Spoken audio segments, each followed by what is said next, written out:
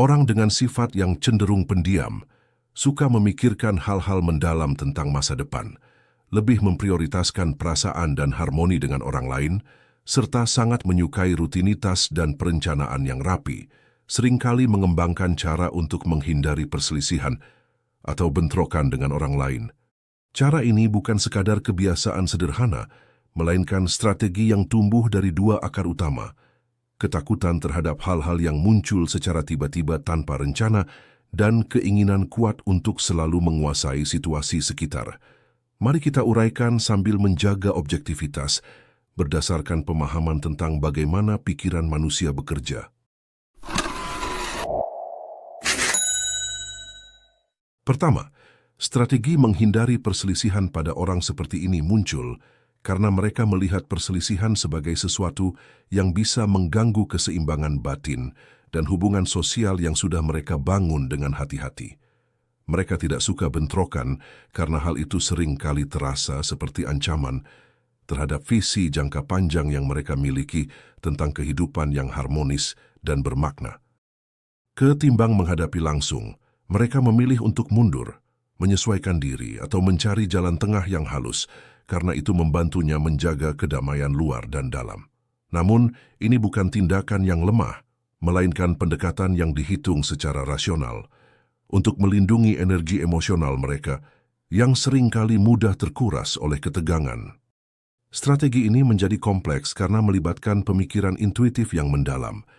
Mereka selalu menganalisis kemungkinan akibat dari setiap interaksi, memprediksi bagaimana perselisihan bisa berkembang menjadi masalah yang lebih besar, dan memilih untuk mencegahnya sejak awal agar semuanya tetap stabil. Akar pertama dari strategi ini adalah ketakutan terhadap hal-hal yang datang secara mendadak, di luar prediksi atau rencana dia sebelumnya. Orang dengan sifat ini sangat bergantung pada kemampuan mereka untuk membayangkan skenario masa depan. Jadi sesuatu yang tiba-tiba, bahkan jika itu berpotensi positif, bisa terasa seperti gangguan yang mengacaukan alur pikirannya. Ketakutan ini bukan tentang takut gagal, melainkan lebih kepada hilangnya kemampuan untuk mengantisipasi dan mempersiapkan diri. Dalam konteks menghindari perselisihan, ini berarti mereka lebih suka menjauhi situasi yang berpotensi memicu bentrokan tak terduga, karena hal itu bisa membawa perubahan yang tidak mereka siapkan. Ketakutan ini membuat strategi mereka menjadi lebih dalam. Bukan hanya menghindari masalah saat ini, tetapi juga mencegah kemungkinan terbentuknya rantai peristiwa yang bisa muncul dari hal-hal tak terduga, sehingga mereka merasa lebih aman dalam dunia yang mereka pahami dan kendalikan. Akar kedua adalah keinginan kuat untuk selalu menguasai situasi, yang berasal dari kecenderungannya untuk merencanakan segala sesuatu dengan teliti. Orang seperti ini merasa nyaman ketika segalanya berjalan sesuai prediksinya. Karena ini memberi mereka rasa aman dan tujuan. Perselisihan seringkali dilihat sebagai elemen yang bisa merusak penguasaan itu, karena bentrokan melibatkan variabel dari orang lain yang sulit dikendalikan. Oleh karena itu, strategi menghindari perselisihan menjadi alat untuk mempertahankan penguasaan.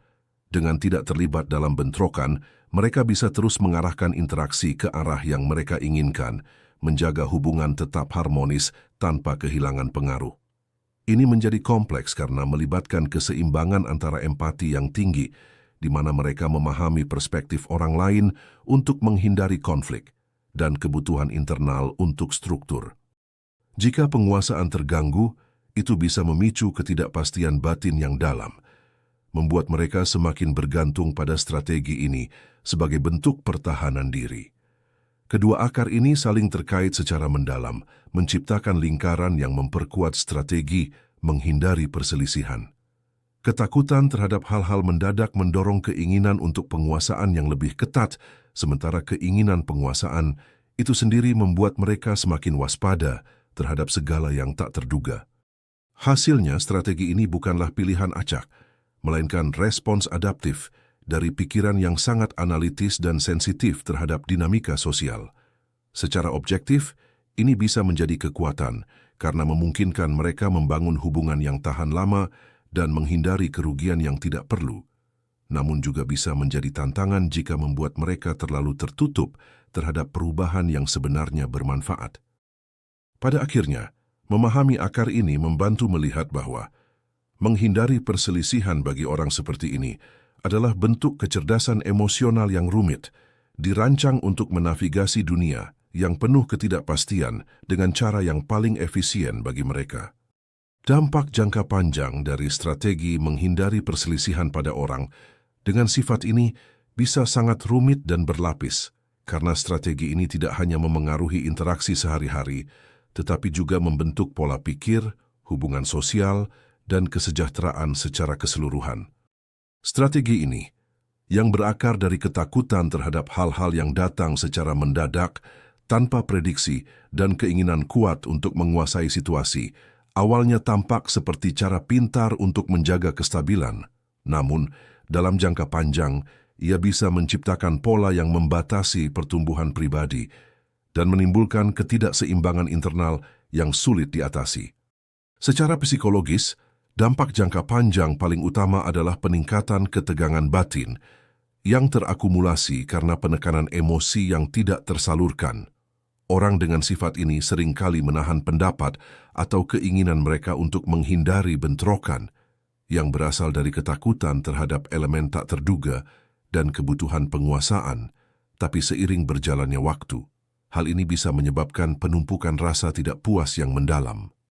Ketika emosi ini tidak diungkapkan, ia berubah menjadi beban mental yang kronis seperti tekanan yang terus bertambah tanpa pelepasan, yang pada akhirnya bisa memicu kondisi seperti kelelahan emosional atau bahkan gangguan suasana hati yang lebih serius. Kompleksitasnya terletak pada bagaimana strategi ini memperkuat siklus. Semakin sering dihindari perselisihan, semakin kuat ketakutan terhadap hal mendadak yang membuat penguasaan situasi terasa semakin penting, tapi ini justru mengurangi kemampuan adaptasi jangka panjang, karena pikiran menjadi terbiasa dengan pola menghindar daripada menghadapi tantangan secara langsung. Akibatnya, kemampuan untuk memproses stres menjadi lemah, dan dalam jangka panjang ini bisa menghambat perkembangan kecerdasan emosional, membuat mereka kesulitan dalam situasi yang memerlukan ketegasan atau inovasi spontan.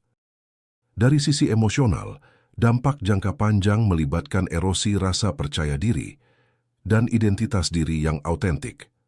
Karena strategi menghindari perselisihan didasari oleh keinginan menguasai situasi untuk menghindari gangguan tak terduga, orang seperti ini seringkali mengorbankan kebutuhan pribadi demi harmoni kelompok, yang awalnya terasa mulia tapi secara bertahap bisa membuat mereka merasa hilang arah.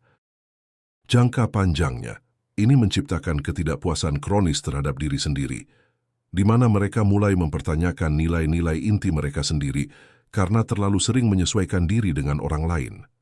Ketakutan terhadap hal mendadak memperburuk ini, karena ia mendorong pola isolasi emosional, mereka mungkin menarik diri dari hubungan yang berpotensi rumit untuk mempertahankan penguasaan, tapi ini mengurangi kedalaman ikatan emosional seiring waktu. Objektifnya, hal ini bisa mengarah pada rasa kesepian yang mendalam, di mana meskipun hubungan tampak stabil di permukaan, kurangnya kejujuran emosional membuatnya rapuh. Dan dalam dekade ke depan, ini berisiko menjadi pola depresi laten atau ketidakmampuan membangun hubungan yang benar-benar memuaskan, karena emosi yang tertahan menghalangi ekspresi diri yang sehat. Pada aspek sosial, dampak jangka panjang terlihat dalam dinamika hubungan yang semakin tidak seimbang dan potensi kehilangan peluang pertumbuhan bersama. Strategi ini, yang berakar dari keinginan penguasaan untuk mencegah elemen tak terduga, seringkali membuat orang seperti ini menjadi pendengar yang baik, tapi jarang menjadi pemimpin atau inisiator perubahan dalam kelompok. Seiring waktu, ini bisa menyebabkan mereka dilihat sebagai orang yang pasif atau kurang berpengaruh, yang ironisnya bertentangan dengan kemampuan analitis mendalam mereka yang sebenarnya. Kompleksitasnya ada pada bagaimana hal ini mempengaruhi jaringan sosial. Menghindari perselisihan mungkin menjaga kedamaian jangka pendek, tapi jangka panjangnya itu bisa menghambat diskusi yang produktif, di mana bentrokan kecil sebenarnya diperlukan untuk inovasi atau pemecahan masalah bersama.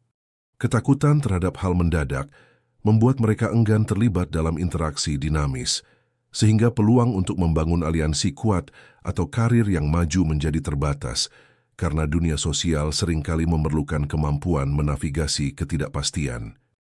Secara objektif, ini bisa mengakibatkan isolasi sosial progresif, di mana hubungan tetap dangkal, dan dalam jangka waktu panjang seperti karir atau keluarga, itu berpotensi menciptakan ketergantungan pada rutinitas yang kaku, membuat adaptasi terhadap perubahan hidup besar, seperti transisi pekerjaan atau hubungan, menjadi sangat sulit.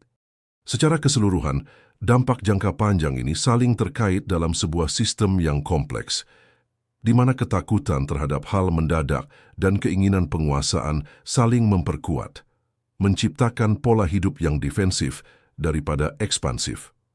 Objektifnya, meskipun strategi ini bisa menjadi alat bertahan hidup yang efektif di awal, ia berisiko membatasi potensi penuh orang tersebut, karena dunia yang terus berubah memerlukan fleksibilitas yang justru ditekan oleh pendekatan ini. Namun, dengan kesadaran diri yang mendalam, dampak negatifnya bisa dimitigasi melalui penyesuaian bertahap, meskipun itu memerlukan upaya sadar untuk menyeimbangkan antara menghindar dan menghadapi, agar jangka panjangnya membawa kesejahteraan yang lebih holistik daripada ketakutan yang berkelanjutan. Baiklah kalau begitu seperti biasa, terima kasih sudah menyimak sampai sini. Jangan lupa subscribe Jeda Sibuk. Nantikan pembahasan saya selanjutnya. Saya, si ganteng dan tampan Fernando Widono. Sampai jumpa.